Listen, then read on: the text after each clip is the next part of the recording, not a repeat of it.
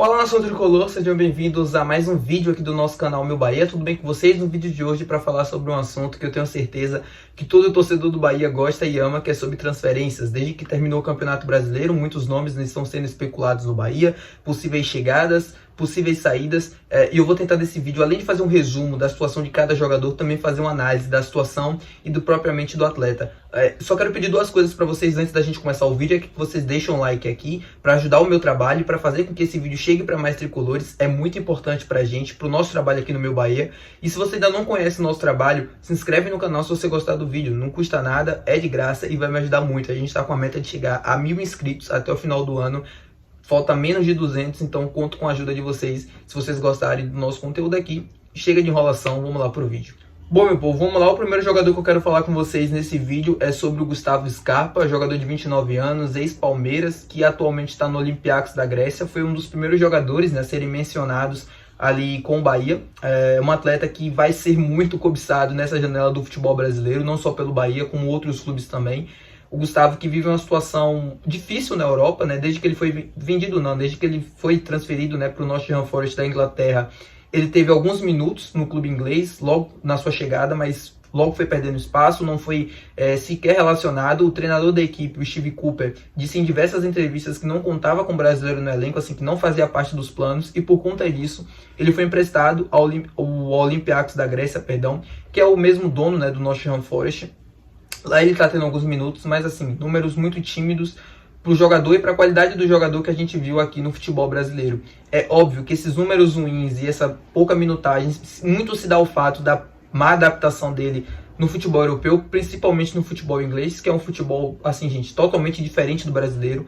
O nível lá de qualidade é absurdo e exige do jogador também características que aqui no futebol brasileiro dificilmente a gente consegue desenvolver, que é o jogo mais rápido. Na Europa o jogo é muito mais rápido, é muito mais físico, é muito mais intenso do que no futebol brasileiro. Existe do jogador mais rapidez, tanto no pensamento, tanto na ação, enfim.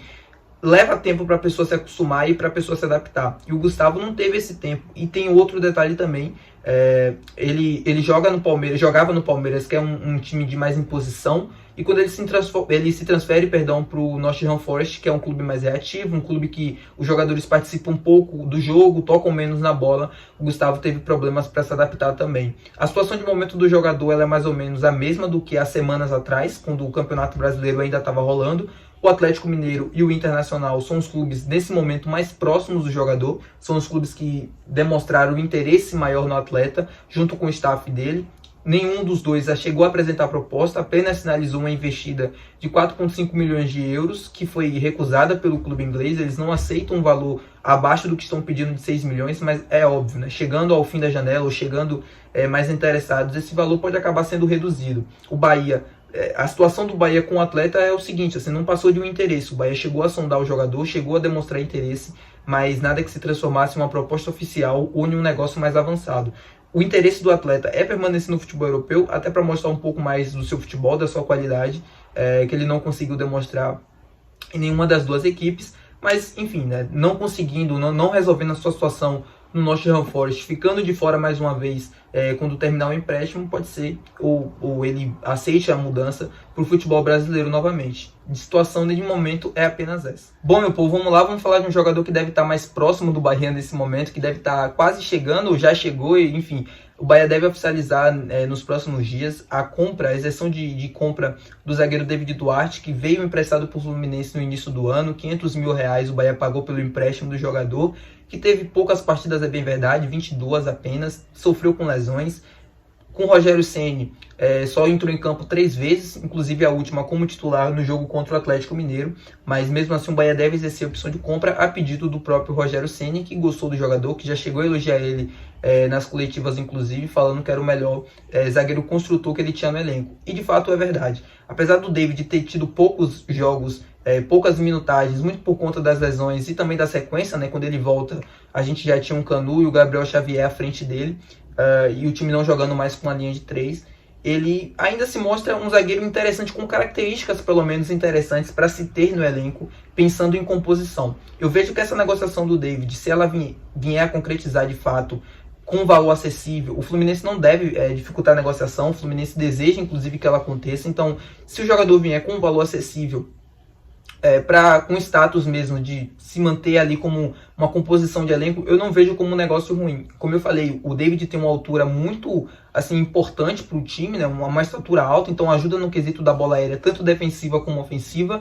Tem boa construção e boa saída de jogo, se aprimorado, né? E se com mais sequência de minutagem que ele tiver no campo, pode ser também que ajude ele a melhorar o desempenho. Contra o Atlético Mineiro, ele fez uma boa partida. Então, assim, para ter no elenco um jogador com as características que ele tem, eu não acho que seja um negócio ruim, desde que ela seja com um valor acessível. Acho que o Bahia também tem um fato dele já estar aqui ambientado, já estar trabalhando no clube há um ano, de conhecer grande parte do elenco, então acho que tudo isso pode ajudar nessa aquisição. Repito, é um jogador para compor elenco. Para mim não é jogador para ser titular ou para brigar por posição. O Bahia precisa se reforçar na zaga, precisa buscar um zagueiro com características melhores de construção de jogo, mas com qualidade também, para não depender apenas do David Duarte, que, enfim, apesar de ter tido poucos jogos e poucas minutagens, tem um saldo muito mais negativo do que positivo. Mas vamos ver em 2024, com a permanência dele, como será o desempenho, para ver se ele consegue tanto evoluir e como ser importante também quando a gente precisar dele. Bom, meu povo, vamos lá, vamos falar agora de outros dois nomes que podem estar surgindo no Bahia nessa janela de transferências, que são dois volantes, né? Um pouco mais de construção, o outro um pouco mais defensivo, que é o Gregory e o Jean Lucas. O Gregory todo mundo conhece aqui no Bahia, é um jogador, continua sendo o mesmo jogador interessante que era quando saiu. Quando ele sai para o Inter Miami naquela época por 15 milhões de reais, ele sai, ele vai muito bem até lá na primeira temporada, depois sofre com a lesão que inclusive o atrapalhou de vir no meio desse ano. O Bahia tinha interesse em trazê-lo no meio da temporada, mas que não conseguiu por conta da lesão que ele teve. Ele se recuperou e as negociações voltaram, estão em tratativas novamente para acontecer. O Gregory, nesse momento, o que existe é que o Bahia tem interesse, já conversou com ele, com o staff do jogador, porém ainda não apresentou nenhuma proposta pelo atleta. O Bahia estuda uma melhor maneira de se oficializar ou uma melhor maneira de negócio para tentar a aquisição do jogador novamente. O Jean Lucas é um pedido do Rogério Ceni, um jogador que jogou essa última temporada pelo Santos, chegou no meio da temporada também por 6 milhões de euros. Uma contratação muito boa do Santos, ele tinha mercado em outros clubes do Brasil, poderia estar em clubes em situação melhor na tabela, mas acabou escolhendo o Santos. É um jogador super interessante, assim, desde a época de Mônaco, é um atleta que tem características muito interessantes, muito boas de construção de jogo, é um clássico camisa 8 mesmo, ele jogava com esse número no Santos, ele poderia estar no Flamengo, no Palmeiras facilmente pela qualidade de jogo. Acabou caindo com o Santos, e aí tem um fator que facilita essa negociação. O Santos, nesse momento, precisa de dinheiro. O Santos precisa se desfazer dos altos gastos e o Jean Lucas é um deles. Então, o Santos precisa de dinheiro, precisa se desfazer de jogadores caros como o Jean. O Bahia entra nessa questão aí para tentar levar um atleta. Teve problemas de indisciplina, é bem verdade, no finalzinho da temporada com o Santos. Mas assim, algo que é muito bem contornado, que pode ser contornado e que não atrapalha a sua relação aqui no Bahia. É um jogador que eu acho que pode ajudar muito nesse meio campo. É um clássico camisa 8 mesmo, aquele jogador para jogar por trás, né? Para ajudar na construção do jogo, para ajudar a ter o controle do jogo. Jogadores com essa característica vão ser muito mencionados aqui no Bahia, ou vão ser muito procurados pelo Bahia nessa temporada.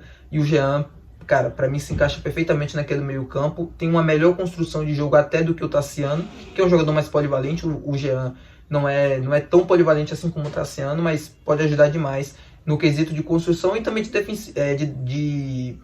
na questão defensiva. Também não é um volante ruim nesse quesito também não, mas pode ser muito interessante para o Bahia na próxima temporada. Bom, eu vou falar sobre o Cauli no vídeo ainda, mas antes de falar sobre o Cauli eu quero falar sobre o Raul Gustavo e o Vinícius Mingotti, que teve os empréstimos encerrados com o Bahia. O Bahia soltou uma nota, inclusive, divulgando que eles não fazem mais parte do elenco, que não terão seus contratos renovados e assim voltam para os seus clubes respectivamente. O Raul, que teve um início até promissor no Bahia, mas que caiu muito o rendimento, aí teve a lesão, ficou de fora por um bom tempo. Quando volta para o Palmeiras, daquele jogo contra o Palmeiras, também sofre uma lesão, ou seja, é um jogador que passou mais tempo parado do que jogando. Quando jogou também não agradou tanto, assim, não se mostrou em nenhum momento ser importante para o time, ou ser um titular absurdo.